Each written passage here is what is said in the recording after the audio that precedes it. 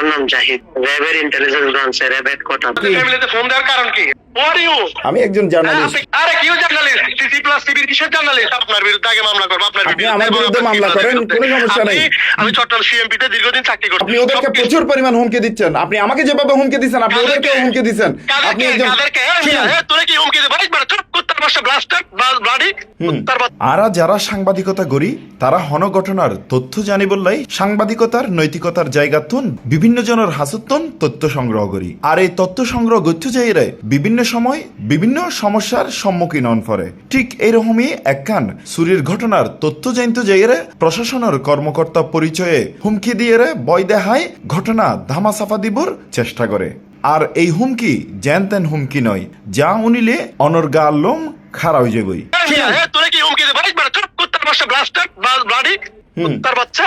দক্ষিণ চট্টগ্রামের আনোয়ারার হাইলদরের মালঘর এলাকার এক প্রবাসীর বউর 8 ভরি স্বর্ণ চুরির অভিযোগের সংবাদ তৈরি করি বললাই অভিযুক্ত ব্যক্তিরে ফোন দিয়ে ঘটনার সত্যতা জানতে চাওয়ানোর কিছুক্ষণ পর জাহেদ তালুকদার অপু নামে র্যাব পরিচয়ের একজন ব্যক্তি ফোন দিয়ে তার দাম্ভিকতার দাপট দেখাই প্রথমে দেখাইয়ে মামলার ভয়।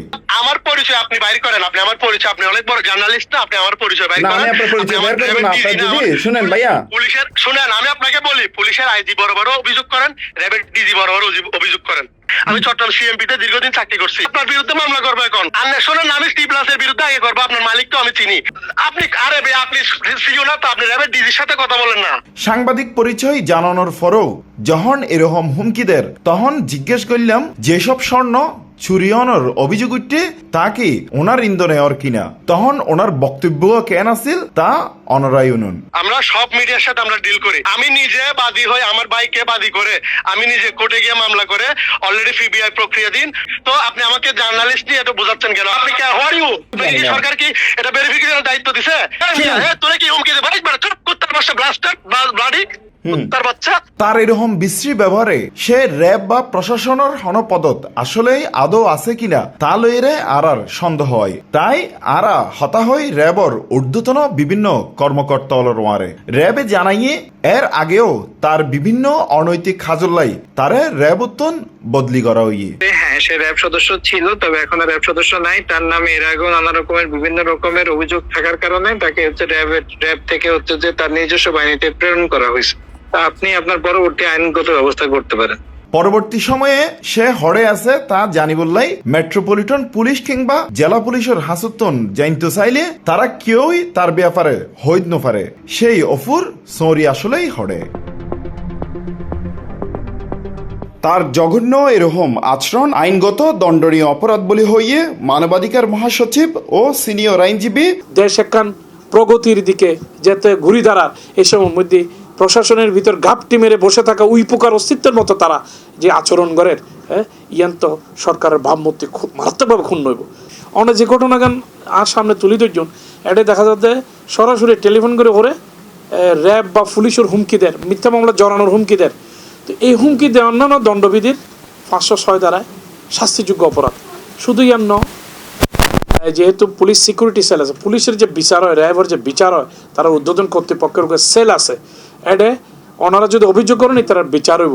সাক্ষী প্রমাণে যদি তার অপরাধ প্রমাণিত হয় তার সরিটন সাসপেন্ড হইব, ডিসমিস হইব। একজন সংবাদকর্মীর ওয়ারে এরকম আচরণের তীব্র নিন্দা জানাইয়ে চট্টগ্রাম সাংবাদিক ইউনিয়নের সভাপতি রিয়াজ হায়দার। যে এই ভদ্রলোক হারা ভদ্রলোকে হয়ে মারা গণমাধ্যমের ভাষায়, যদিও তিনি অভদ্র আচরণ করছি, এতে যে আচরণ করছি প্রাতিষ্ঠানিক শিক্ষার পরিবন্ধিত বটেই, যে একাডেমিক প্রশাসনিক যে শিষ্টাচার সেই শিষ্টাচার বহির্ভূত, এবং ইয়েনের মধ্যে দিয়ে যে প্রতিষ্ঠানের প্রতিনিধি বলে দাবি করছি সেই প্রতিষ্ঠানের ভাবমূর্তিও ক্ষুণ্ণ, এবং সেই প্রতিষ্ঠানের ঊর্ধ্বতন যারা কর্মকর্তা আছে আমি মনে করি তারা নিজেরা স্বার্থে ইয়েন তদন্ত করি সেই যথাযথ ব্যক্তির বিরুদ্ধে ব্যবস্থা লন দরকার। ইয়েন আরাত্ম নিরাপত্তাহীনতার চরম একখান ইঙ্গিত, এবং ইয়েন নলে আসলে পেশাজীবী সাংবাদিক হিসেবে তীব্র নিন্দা জানাই সাংবাদিক ইউনিয়নের পক্ষ থেকে। অনরারে হইরে কি প্রবাসীর বউর যে স্বর্ণ চুরিয়ে গেল তা লইরে তারা যে মামলান গড়িয়ে এড়ে এই জাহেদ তালুকদার অপুই আবার 3 নম্বর অভিযুক্ত ব্যক্তি। এখন প্রশ্ন, এই জাহেদ তালুকদার অপু প্রশাসনের দায়িত্ব থাকি ক্ষমতার দাপট দেখাই রেখে এইসব গড়ের, নাকি প্রশাসনের নাম বেছিয়ে মানুষের মারে প্রতারণা গড়ের? C+ TV, Chittagong.